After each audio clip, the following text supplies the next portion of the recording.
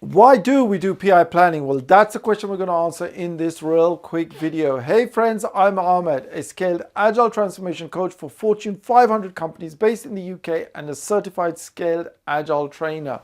So what is PI planning? So program increment planning is a high-level plan that spans a duration, a time box of 8 to 12 weeks, also known as a program increment. Now, this is typically used for a collection of agile teams, also known as an agile release train. Now, in Scrum, we typically have sprints that are, or time boxes that are between 1 to 4 weeks long. The most common duration is a 2-week sprint. Now, the problem we've got is when we're focusing on just a 2-week time box, that it's really difficult to make sense of the bigger picture when we're really only focusing on 2-week chunks at a time. So what PI planning actually gives us, it gives us the ability to take a step back, have a look at a longer time horizon, the 8 to 12 week duration, which is quite common. And the most common duration that I find is 12 weeks because that also aligns with financial quarters. So what's the problem it's trying to solve? Well, what it's trying to do is it's trying to give us a visibility of the bigger picture. So whether we're working on our own or whether we're in a team or whether we're on a collection of teams, an agile release train or 5 to 12 people, getting visibility of the big picture is really, really important. Now, the second problem that it solves is where we have multiple teams, you typically have cross-team dependencies to deliver anything of meaningful value.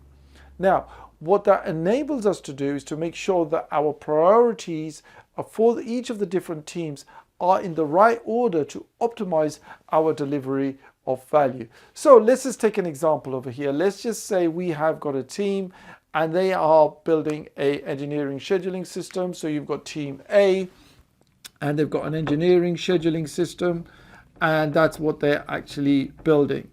And what they have over here is they have a series of user stories or requirements, and they are building those in their 2-week time box.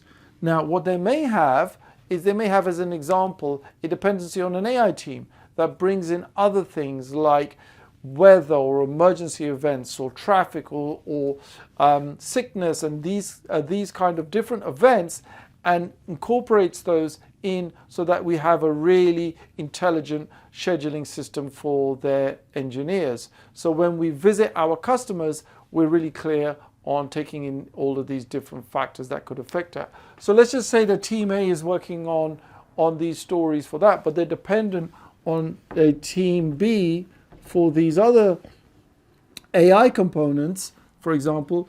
Now, what we want to make sure is that this is done in the right order, and that's what PI planning helps us to do. That's one of the really important things that helps with the visualization of dependencies. So how many teams should be involved for us to do that? Typically, a typical agile release train is between 5 to 12 teams, and that's where the true power actually comes in, because you can not only see the big picture, but you can see the dependencies, and you can have a fair amount of dependencies when we've got a large agile release train and that's working in a complex area.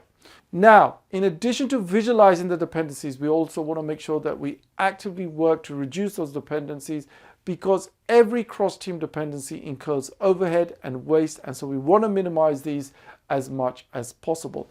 So what are the outputs? Really simply, the outputs are the goals of the 8 to 12 week time box, our program increment, the goals of what? The overall agile release train, our collection of teams. We've got also team goals as well over there. We've got dependencies, all of the different dependencies that are there. We've got them on the dependency boards that visualize everything. We've got our team plans. And finally, we have our risks, which are so important to make sure that we can actually understand what's likely to stop us from actually achieving these goals. So there you have it. That's what PI planning actually is and why we actually do it. And I hope you find this useful. Look forward to seeing you in the next video. Take care and goodbye.